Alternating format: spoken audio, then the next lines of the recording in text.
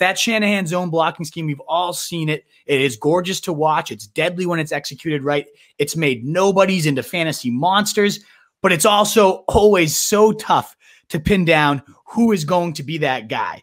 And I know right before we came on here, you tweeted out you've been watching Trey Sermon for hours, and you just forget you're just enjoying what you were seeing. Or I don't know. You just said you've been watching it for hours, and I can't imagine you'd watch him for hours if you weren't into what you were seeing. So what did you see while you were watching him? And do you think this guy could finally become a workhorse we've been looking for in this Shanahan scheme for so long? He could become a workhorse. He has that skill set. He is extremely strong. He's extremely explosive. He's not fast, but he's not slow. I mean, he's a 4.58 40-yard dash guy. He gets into the secondary. He's not going to pull away from NFL defenses and NFL's defensive back. But his burst through the line is amazing. It's just, I'm getting a little bit of echo. You getting that? Sorry about that. Nah. I think we're good. Yeah, we're rolling. Okay, my bad. So, yeah, can he be the workhorse? Yes. I think he's going to start off on the bench. Raheem Mostert will be the starter. Mostert gets hurt, though. Mostert has never been successful as a starter. They'll give him one more chance. And if you have Trey Sermon, you can probably draft him late. He'll probably get the chance to start by midseason. And then if he's good, he won't give it up. I think Kyle Shanahan wants to maintain a running back committee, but the other guys in the committee are like 196 pounds and injury prone. So Trey Sermon has some injuries too, but this is the kind of guy who could sort of be the last man standing. Yes, you should draft this guy. 100%. And so I know you said it might not be until, mid-year, whatever it might be, whether it's an injury, whether it's just outplaying Mostert.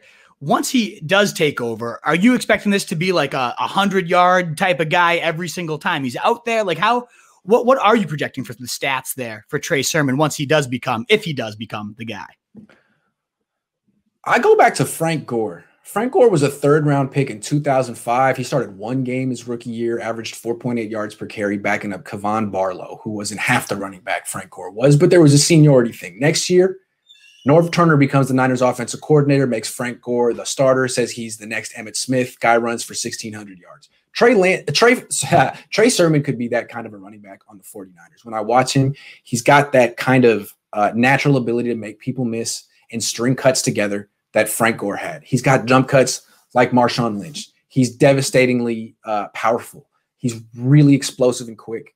I think he could end up being one of the better running backs the Niners have had the last 20, 30 years. I think he's special. I'd love to hear it. Well, the guy he's going to have to beat out is a guy that we were both pretty pumped out about last year. That's Raheem Mostert. I mean, and we even went as far as calling him, I believe, Terrell Davis light, 1,600-yard threat, if you don't remember correctly.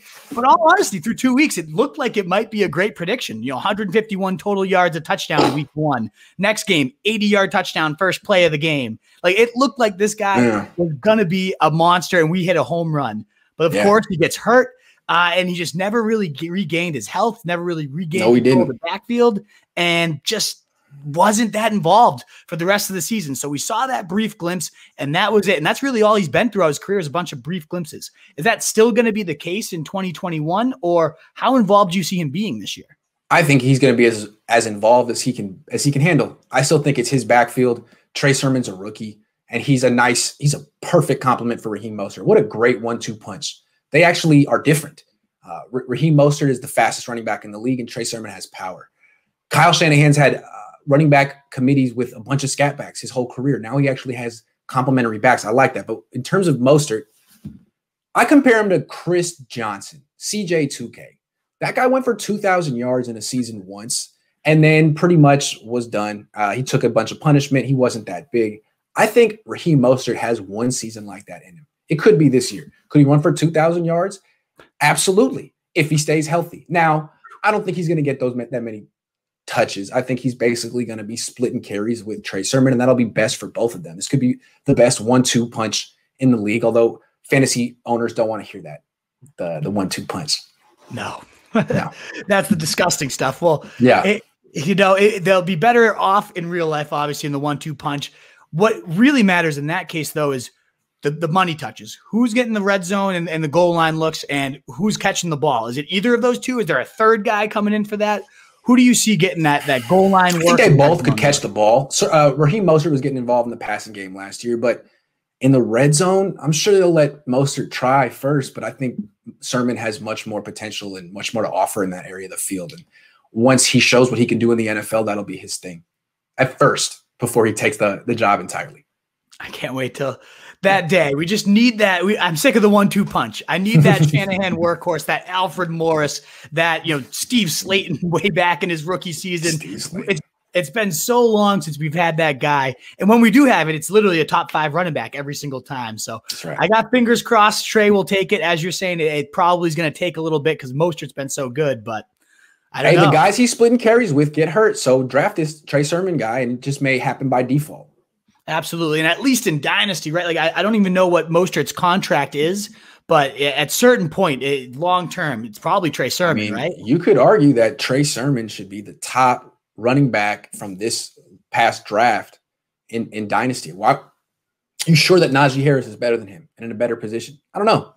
Something to think about. I only think so just because of Tomlin's history of peppering one guy. Like you're saying, the 1-2 punches, all that stuff. Good point. See, that's why you're the fantasy football guy and not me. Exactly. You're right. Oh man, that's the one thing. So if you're gonna project, as we always like to do, then because we need the stats, that's what fantasy owners care about. The overall run game kind of prediction and projections. How do you see the numbers shaking out, the workload shaking out? If Sermon takes over, when would that happen? All that stuff. Right. What's your ultimate prediction here for the run game? I'm trying to do my best. If they're all healthy, I figure Raheem Mostert gets 15 carries a game. Trey Sermon gets 10. Deebo Samuel gets 4. Trey Lance gets 4 until he's a starter and he gets 10.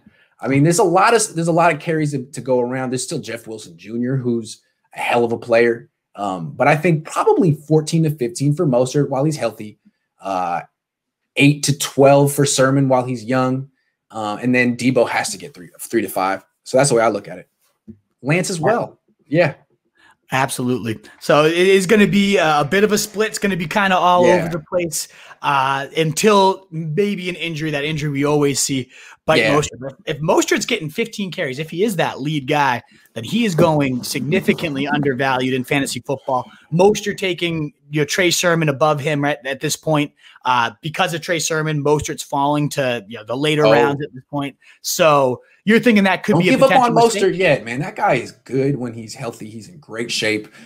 He looked fantastic last year. I thought he looked way stronger last year than he did in 2019 when he was when he was going crazy. So give Mostert one more chance. He had a high ankle sprain the whole year. All right. We won't write him off quite yet per Grant.